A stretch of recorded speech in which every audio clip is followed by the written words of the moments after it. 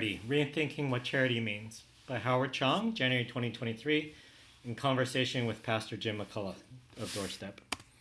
So what's the context of this presentation? In January 2023, Jim and I had a broad conversation about charity work, and Jim posed a simple but wide-ranging question. How can we bring more who into charity work? Meaning specifically, how can we know who the people getting help, the clients, how do we get to know who they are? And maybe also a little bit, how do we get to know who the volunteers are and what they bring to things? Another way to think about how can we bring more two-way relationships into charity work? And there was a recent article about happiness in happiness research saying how relationships are the key, not just material goods or material things. So the key takeaways from this presentation, just to give you a preview, is being in a relationship is difficult and tricky, but can have transformative benefits. One-to-one matching has many issues. So having a pod of 10 people, a 10 pod, matched with each person addresses many of those issues. So that's what you're going to hear. So charity work currently is very important, but charity work is focused on being efficient. But that makes it a very one-way relationship and very linear. So questions are, what are your needs? What do you qualify for? Here you go. See you next week or month. There's not a lot of figuring out who they are. Right? This is very needed, especially when people are in a crisis situation. But could there be something more? As Jim put it, how do we get them a path out of their situation rather than just help while they're struggling in their situation? Is there a way to address the next crisis? Preventativeness. Well, charity work in relationships is a way to get at that. In addition to giving material and monetary support, is there a need or desire for spiritual support and friendship? And I think the answer is yes. And it could have incredible bonuses and transformative effects. So just as a story, after getting to know Jane, one might find out that one of her biggest needs is childcare.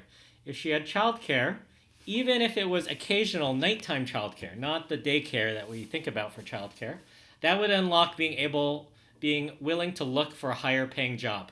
Maybe that means some school or training or just time to breathe. By being in a relationship, one can treat the causes, not just those symptoms. So another example, after getting to know Kevin, one might find out that one of his biggest struggles is isolation leading to depression. The depression explains a low ability to make and follow through with plans. If the isolation were addressed, this could lead to being able to make and follow through with plans. By being in a relationship, one can treat the causes, not just the symptoms. Right? The symptoms being treating Kevin's inability to, make plans and hence he has money problems. But the cause is that depression and isolation. Or another example, after getting to know Linda, one might find out that there's a lot of fear about a husband's drinking problem. If that drinking problem were addressed, or Linda's fear about that drinking problem, even partially, this would unlock time and mental space to increase income or decrease spending. That those income difficulties, those money difficulties, are what bring clients to Doorstep. But by being in a relationship, one can treat the causes, which might be the husband's drinking problem, not just the symptoms. And in these cases, these are possibly very big challenges. So we're not saying this is a magic bullet. But by being in a relationship, we can see if some of these easy things, this low-hanging fruit of being in a relationship, can help address some of these things. So yes, relationships matter. We can't figure out these things without being in a relationship. So the key points are, some things aren't revealed during the intake. This gets to that who question that Jim McCullough raised. Once we know the who, some things are revealed only in relationship. And some things can be worked on in this relationship context. If I'm in a relationship with Kevin or Linda or Jane, I can find these things out and help them. This is what wraparound care and the caseworkers sort of doing, but they have 10 or 20 clients. It's very hard for them to focus on things except, the nuts and bolts of applying for aid and other things like that. And some help can also be offered in relationship. And that's another thing that we want to highlight a little more. So some help can be offered in that relationship. Some things take trust and a match before they can be offered. So we can't just go to Jane and say, hey, Jane, we have this childcare thing, go join up. There are possible things. Some of those things have a lot of runaround and a lot of difficulty. But if Jane gets into a relationship with a guy named Jason, and this is a friend relationship, a spiritual friendship or a sort of mentorship relationship, Jane could be invited to Jason's group of parents who watch over each other's kids. Maybe she just doesn't have that relationship, right? So this is just a matching.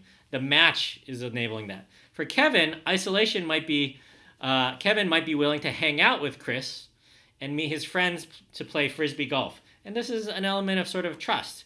Kevin is distrusting of trying new things. Maybe he has anxiety too and thinks about how maybe these people won't accept me. So just the relationship of being Chris increases his trust and might allow him to branch out. Or Linda, the person with a drunk husband, might be willing to try Al-Anon with Loretta's group. Maybe Loretta is in an Al-Anon group to find support. And here it might be that there's some trust between Linda and Loretta, or maybe a match, right? If Loretta, there's a trusting relationship, but no Al-Anon or AA relationship, Loretta might not be able to help. But since Loretta has both the Al-Anon experience and the trust relationship, that can unlock these things that are really tricky. Like, how do you get into these things?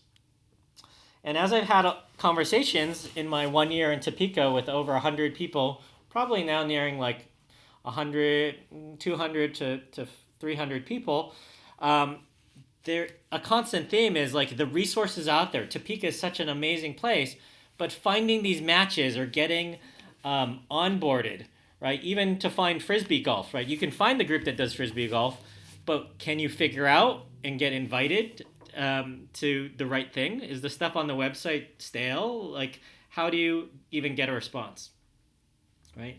So to share a personal story, this is Howard's personal story. I came here and I made connections with a lot of volunteer groups and a lot of people. And it turned out that probably about 80 to 90% of the volunteer groups did not return any emails. So here I was willing to volunteer, returning all phone calls with regard to volunteering, but I never got a phone call, never got an email. And that runaround of finding that match, it's not just matches in like we match in our love of, a certain sitcom, or we love this game show, like a TV show. It's not even matching like that. It's just matching people who want support and who are willing to actually offer that support and follow through. Just that simplest level of matching can be a huge thing. The opposite of that match is a runaround. A lot of these people who are in a low income situation, they know the runaround now very clearly through government or through aid agencies. And there's a lot of good help in those agencies, but they do have to traverse a lot of things and be vigilant. It can be exhausting. So a group of people that they can be in relationship with where it's not exhausting, where there's a built-in, like, we want to be there for you, can be a huge thing. So yes, relationships matter. However, we want to be very clear. It's not guaranteed to work. There's fit issues, timing, trust, opening up on both sides. And sometimes it's the person, the mentor. Sometimes it's the client. There are a lot of reasons why it might not work. So it's not a magic bullet. It doesn't work every single time. But when it does work, when there is a match, when there is trust, it can be amazing. I was just recently interviewed for a front page story in the Topeka Capital Journal on mentoring. And someone I met through that article said that they got matched to someone in Boys and Girls Club. And they became that person's best man when they grew up in that wedding. That young person, that little, right? Big Brothers Big Sisters has a big brother and then a little brother. And the young person is the little. And sometimes one of the theories is that a little person doesn't need every adult relationship to be fantastic, but they need at least one or two trusting relationships. And when it works, it can be that amazing. So I had that here. It's like Big Brothers Big Sister. When a pairing does click, the bond can be incredibly strong, like becoming the best man at that 20 years later at that person's wedding. And one idea is that kids and people need at least one close or trusted adult. If this ends up being a route to finding a close or trusted adult, that's great. Or if someone already has close and trusted adults, they don't need this. But there are situations where that relationship is needed. Also going back to Big Brothers and Big Sisters, this person shared that there were sort of attitude problems, that there were people, little brothers, who just treated it as someone to take them out to ice cream and to hang out with. So it wasn't an especially strong or deep relationship. There wasn't much trust. There was exchange, but not trust. So that mirrors a little bit the sort of standard charity work. There's an exchange, there's a need fulfilled, there's a lot of beautiful things there, but it isn't a relationship.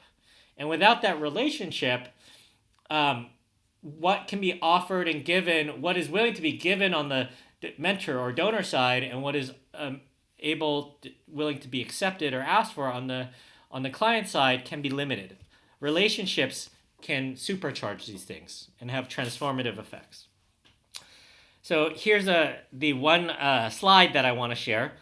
About half of Americans have 3 or less close relationships. So in this graph, you see they did this survey, how many close relationships do you have, 2021 and 1990.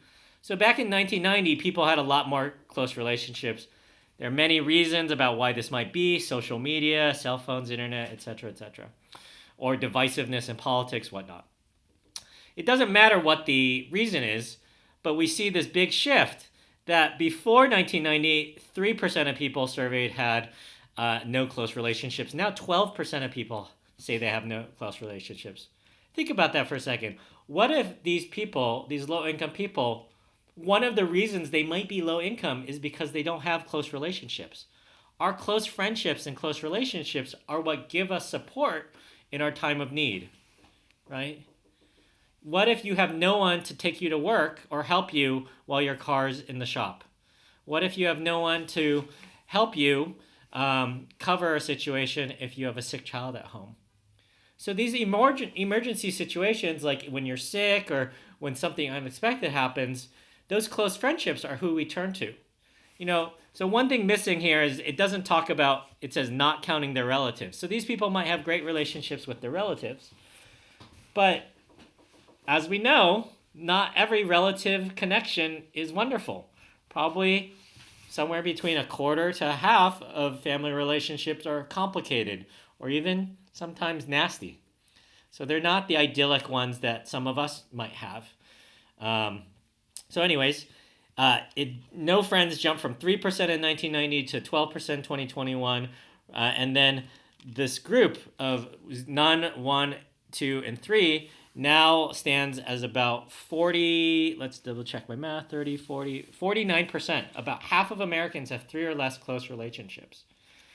And I would really hazard to guess that the low-income group either doesn't have close relationships, close friendships, or their close friendships are problematic.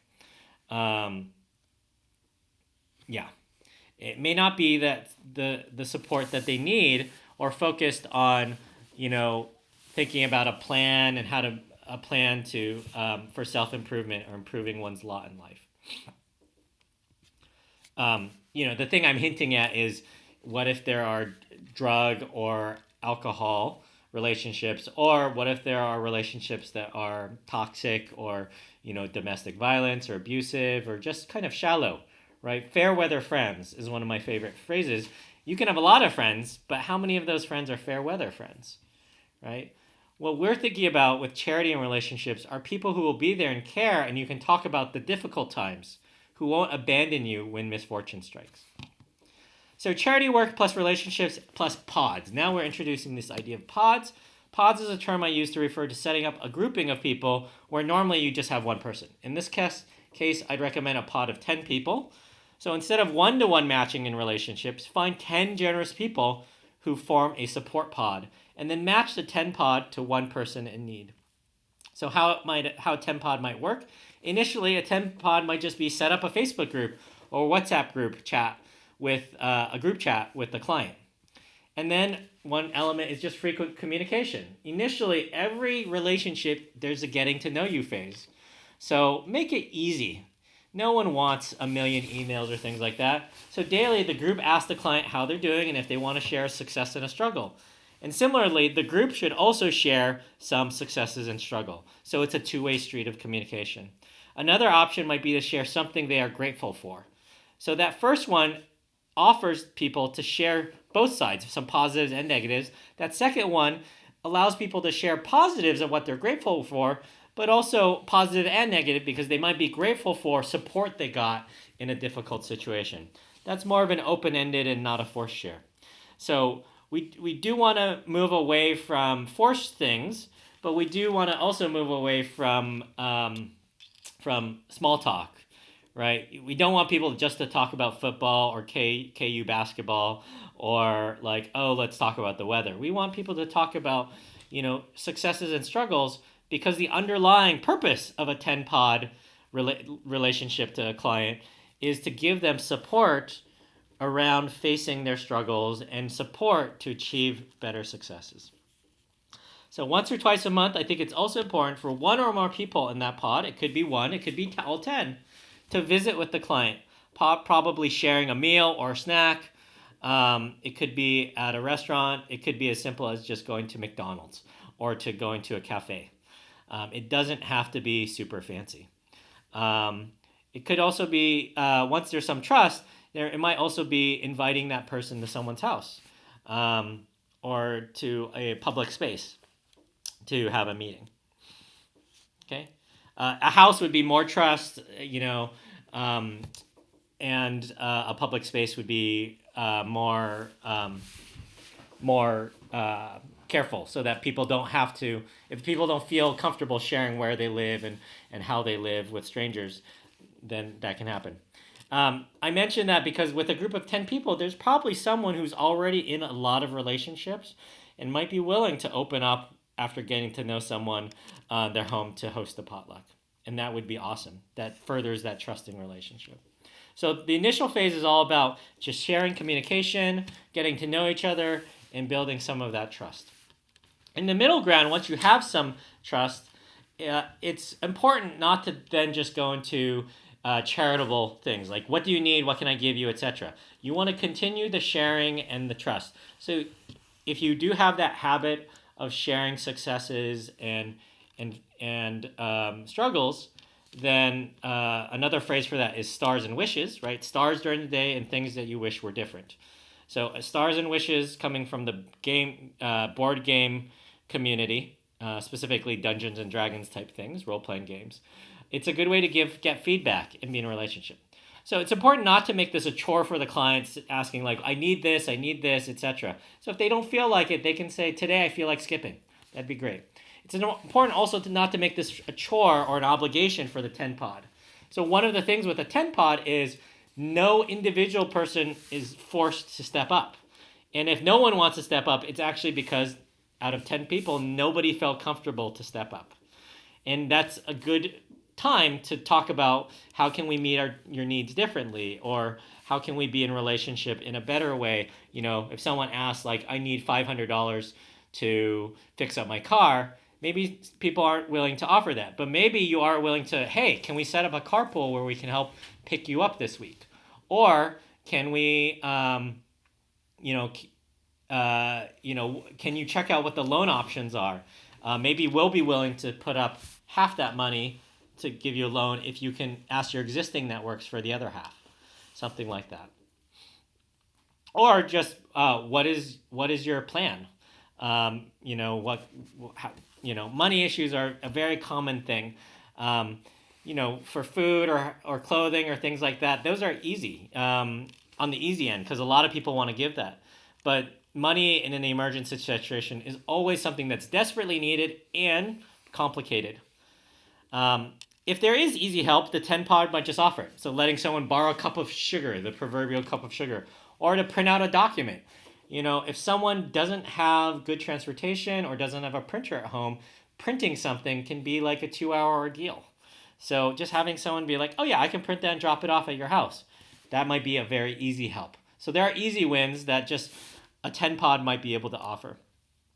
So how it will work beyond the easy help that, like, oh, that'll take me 10, 15 minutes. Anything that takes more than 15 minutes, it's really going to be dependent on the 10 pod and the client.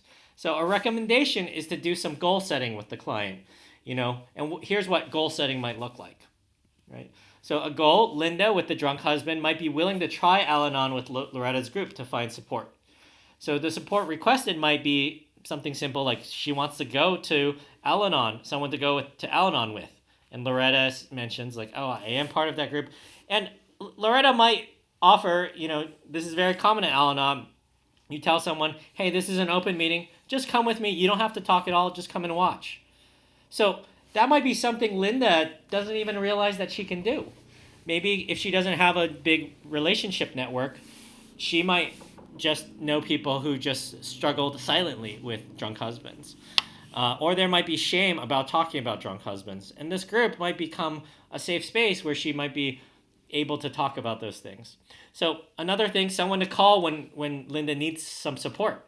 Maybe you set up a little phone tree that, on the WhatsApp group, she can just send out a blast and say, hey, I need to talk to someone. Is someone available? Please call me. And with 10 people, it's no longer like, oh, shoot, I wasn't able to call you. I hope you're okay. Make up an excuse, etc. A reason, not an excuse. You don't have that. You have 10 people who are able to be there. And maybe someone to help watch the kids, right? Linda might have some worries about leaving the kids at home. So it might be like, hey, Carol will come by and play some games with the kids. With a drunk husband, it might be something that's a little touchy. So it might be, oh yeah, Carol's an ex-teacher and she's really good at tutoring and games. So Carol's going to come by. While Carol's here, I'm going to run out and do some errands. Might need some cover story kind of thing like that. Or it might be completely open. It's going to be really dependent. And these are the things that in a standard intake or relationship framework, it might be hard to tease out. How do you, it might be like, oh, well, a standard thing in intake at the rescue mission or maybe at Vallejo is say, oh, we have this AA group. Would you like to go? And, oh, here's someone who can take you. But this whole thing about watching the kids might be something they're not willing to share, or they're not willing to let just any stranger come and help watch the kids.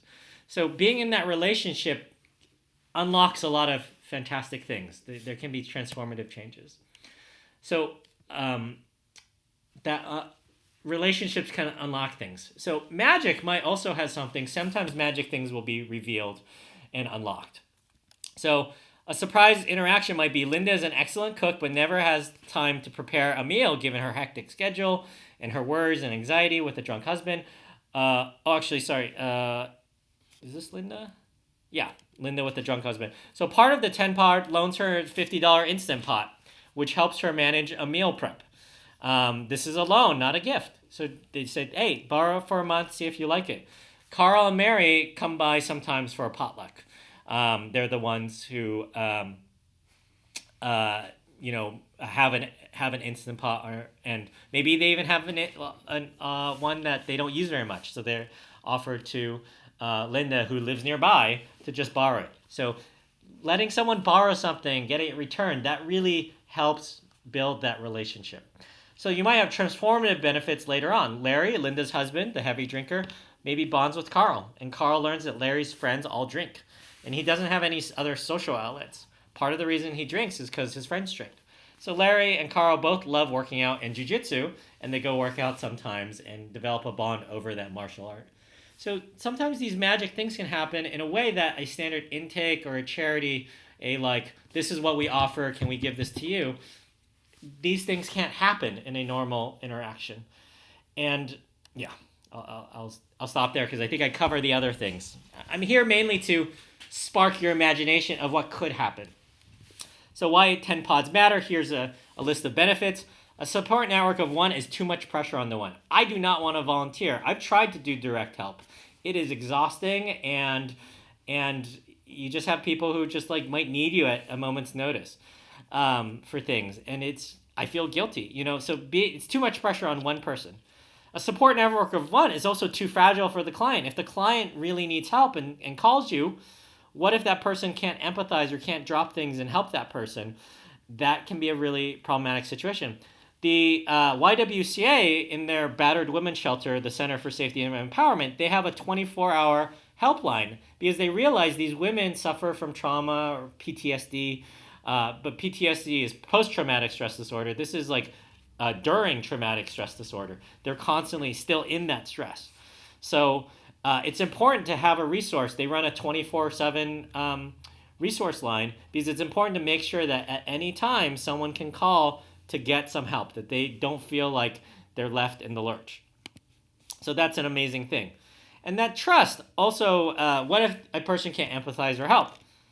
So having a 24/7 support can be really helpful.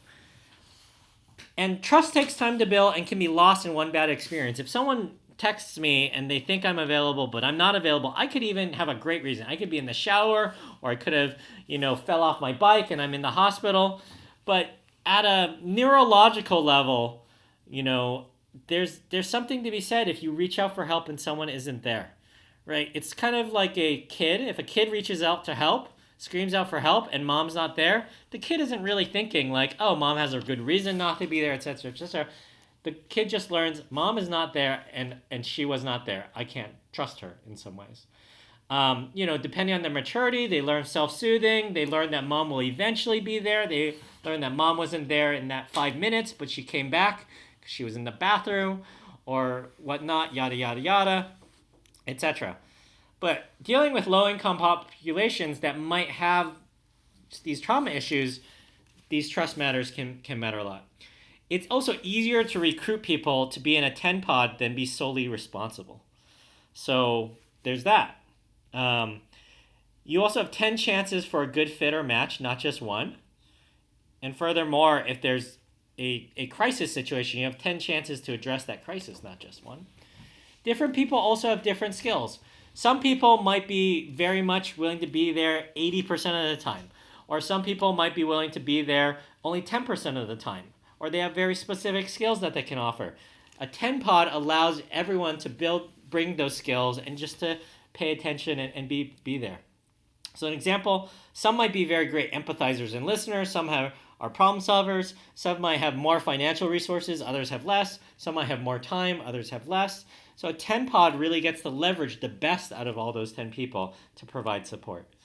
A person leaving or joining or leaving a 10 pod can be accommodated, right? In a one-to-one relationship, if I can't make it, it's kind of like, well, shoot, you're a crappy volunteer. Why'd you volunteer when you couldn't follow through? Well, life really happens. Like the flaking out, which is, you could have people flake out for good reasons or people flake out for not so good reasons. So a person joining or leaving can be accommodated with a 10 pod, and it's not this struggle or this crazy fire drill. Oh my God, what are we going to do? This person was making a lot of progress on their path. Is this going to set them back on the path? So 10 pod changing to a 9 pod is probably okay. And a person needing to leave is also less, right? They can just change how much they can give within that 10 pod, right? Maybe I go every week to potluck, but now I can't go every week because something came up. I have a sick mom. Well, someone else can pick up that slack, right? A 10 pod self-polices any issues. And polices here is like if there's a problematic interaction, if there's some conflict, right? Maybe someone's being too judgy. Maybe someone's giving too much. Maybe the relationship is turning more into handouts, etc. That 10 pod can sort of be someone who really, that group can really sort of say, oh, I do see that, maybe we can be more careful, etc. So that 10 pod can self-police and address those issues without running to someone who's outside, right? You can run to the volunteer coordinator or to the spiritual advisor, but that person doesn't have that context, right? If someone asks me for help, the first thing I think of is, am I getting the full story from this person, right? If they just need support, I'm there for their support. I'm empathize. I've been trained through crisis text line and crisis counseling. You build trust. You validate them, etc. And you do some collaborative problem solving for their side of the issue. But so in this case specifically, if someone's in a one-to-one helping relationship, that mentor, if they say, oh, this mentee is problematic, I can't really go and I could try to talk to the mentee, but more likely I'm just going to talk to the mentor and I'm going to be like, oh yeah, well, I'm going to side with you and try this, try that, etc. And I can't really follow up to see what things happen. A 10-pod, especially a 10-pod that goes through text, there's a written record of what's been happening. And, that written record, people can go back and say, oh, that was kind of judgy the way you said it. Or, oh, you were trying to be doing savior complex. Or Jim has that book that he recommended to me, Toxic Charity. Oh, we're veering towards some of these toxic charity patterns, right? So the 10-pod you not only have the 10 people offering support, but you have the 10 people looking out to make sure that support actually lands well. Okay. So principles to be used in building this relationship. I've covered some of this. You want two-way relationships. You don't want just the client sharing and asking for things and other people offering. You want, if you're sharing stars and wishes, the 10-pod should also say, oh, I had a success today. I yelled at, I got my kid to eat carrots, and it was amazing. I also had the kid melt down, and I was impatient, and I sort of rushed through it, and I made them feel really bad. But, it is what it is, and I'm just trying my best. So the purpose of sharing those things is to just say, I'm not a perfect person. We are both imperfect people helping each other. And it actually is a absolutely golden relationship situation when someone who's been getting care and support is able to offer some of that care and support, either through a kind word or saying, hey, I'm bringing my kids to the zoo, or I'm bringing my kids to the park. Does anyone want to come and play? So, even though, and if someone is like, hey, yeah, my kids love playing with your kid, yeah, let's go there. So this is I'm an expert at board game, or I'm in that realm where I think a lot, and I work with some experts around board games and user interaction. One of the magic things happens when someone learning a board game asks a really good question, or someone else asks a question, and then they provide the answer. So initially, they're just helpless. They don't know the rules. They're asking questions. They're being helped. Something flips when they have enough confidence in what they know to say, hey, this might be something good. If you have this card, this might be a good card to play in the game. Similarly, I was teaching kids with chess. And when the kids can offer suggestions to each other when they figure it out, I don't give them the answer. So when the helpee becomes the helper, that becomes a really magic thing. When the student becomes a teacher or the sort of student tutor, that becomes the time where things really cement and some magic happens. It really, truly is magic. It's not something you can script.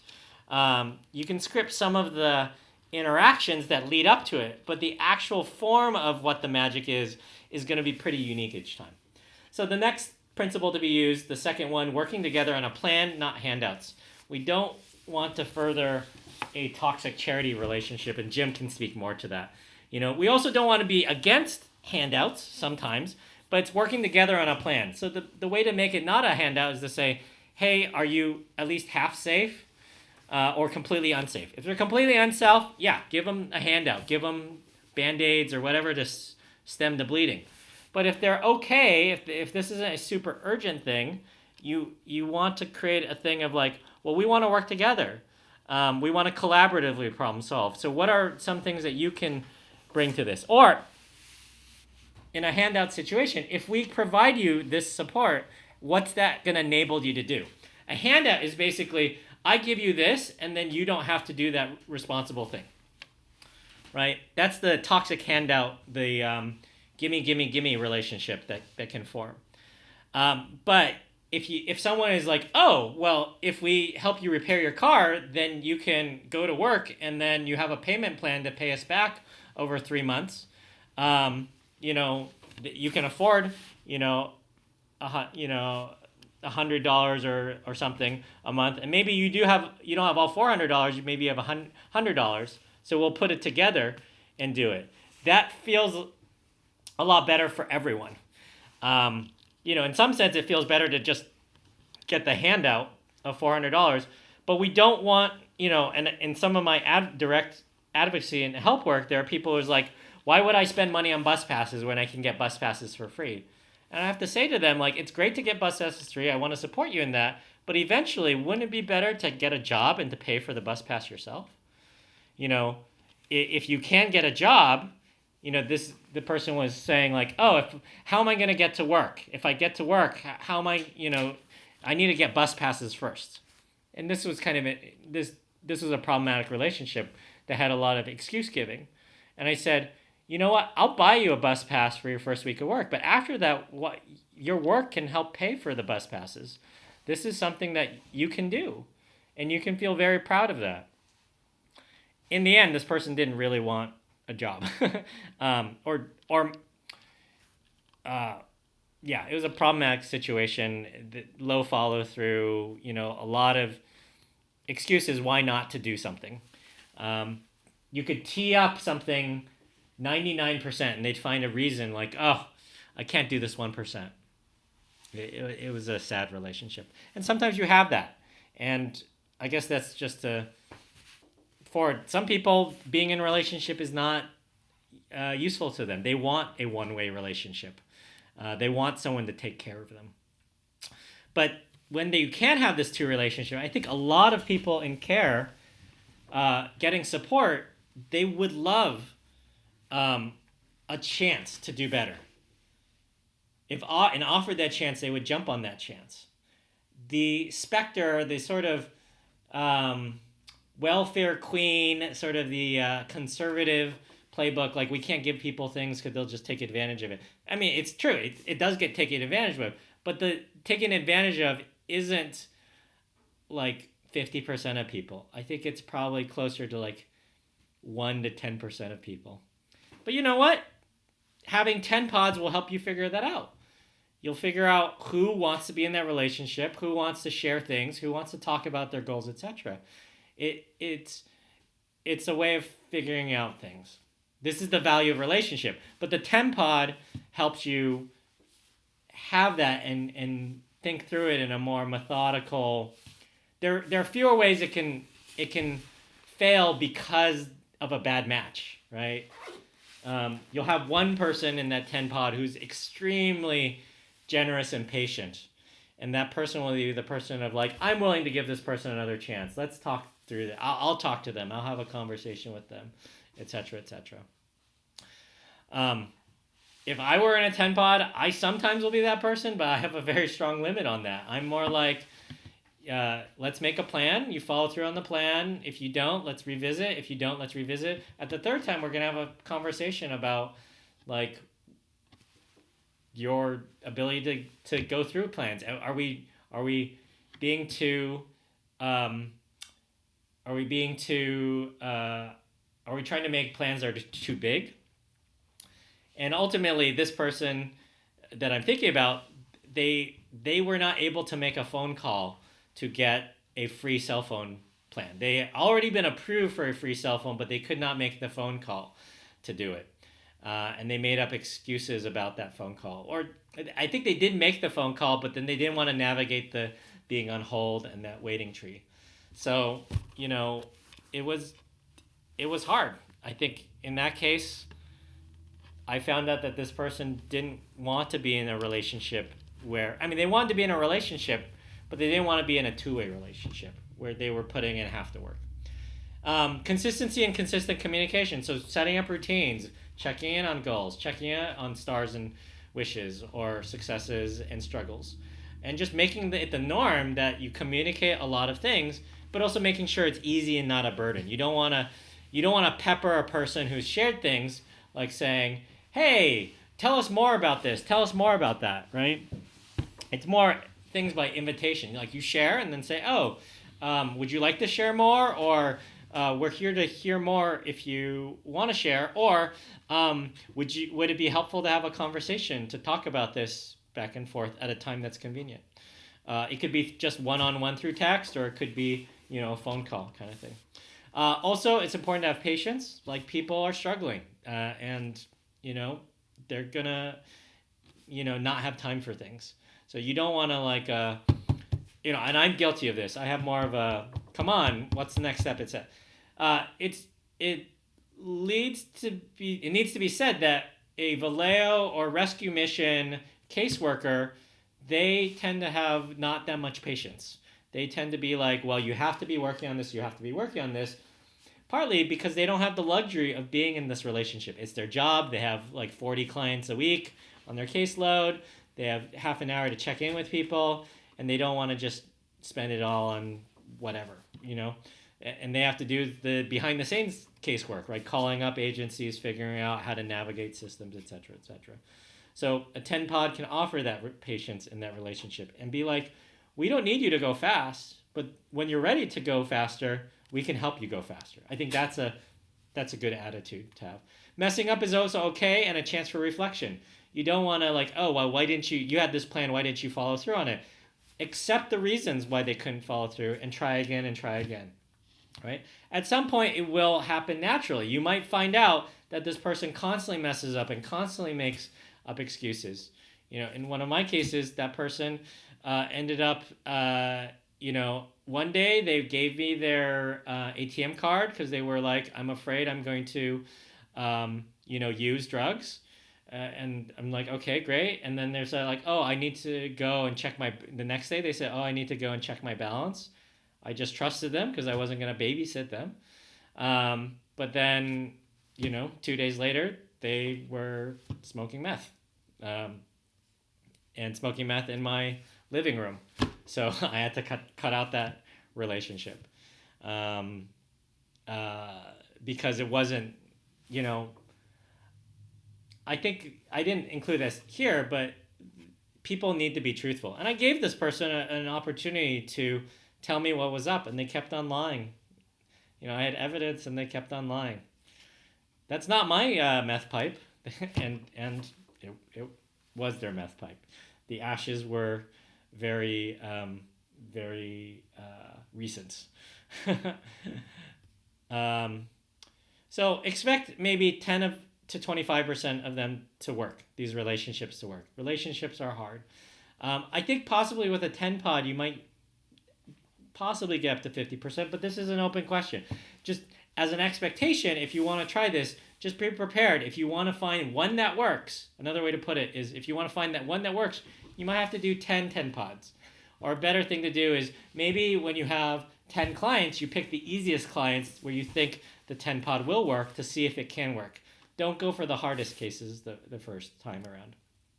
So people and situations are tricky, and not everyone would benefit from more of a support relationship, relationship.